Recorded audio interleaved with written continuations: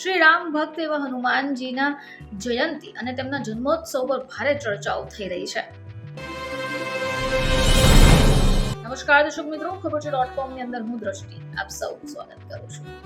શ્રી રામ ભક્ત એવા હનુમાનજીના જયંતિ અને તેમના જન્મોત્સવ પર ભારે ચર્ચાઓ થઈ રહી છે. ચલો જાણીએ કે આ બંને શબ્દ વચ્ચે શું તફાવત છે. તો ભગવાન હનુમાનના ભક્તો તેમના જન્મોત્સવની રાહ જોતા હોય.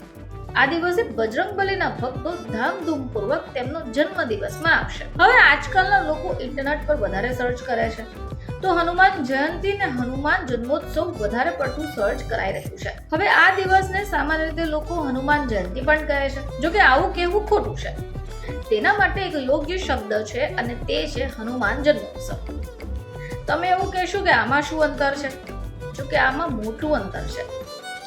હનુમાન જયંતિ અને જન્મોત્સવમાં શબ્દ એક જ નથી. હવે હનુમાનજીના જે પ્રગટ દિવસ ગણાય તેને જયંતિ લોકો કહી રહ્યા છે, જો કે આવું કહેવું યોગ્ય છે જ નહીં. હવે લોકો આને કારણે કન્ફ્યુઝનમાં મુકાઈ ગયા છે કે હનુમાન જયંતિ કહેવાય કે હનુમાન જન્મોત્સવ. ચલો વાત કરીએ કે જે કન્ફ્યુઝન છે એને કઈ રીતે દૂર કરી શકાય.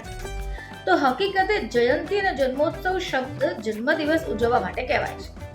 જયંતિનો ઉપયોગ એવા વ્યક્તિ માટે કહેવાય કે જે સંસારમાં જીવિત નથી અને માની લો કે જે દિવસે તેમનો જન્મ થયો હોય તેને ઉજવવા માટે તેને જયંતિ કહેવામાં આવે છે. હવે આપણે તો વાત હનુમાનજીની કરી રહ્યા છે. ભગવાન હનુમાનને કળિયુગમાં સંસારના જીવિત અથવા જાગૃત દેવતા મનાય છે. ધર્મશાસ્ત્રો અનુસાર ભગવાન હનુમાનને પ્રભુ રામે અમર થવાનું વરદાન પણ આપ્યું હતું. ત્યારથી જ હનુમાનજીને ગંધમાદન પર્વત ઉપર નિવાસ કર્યો છે.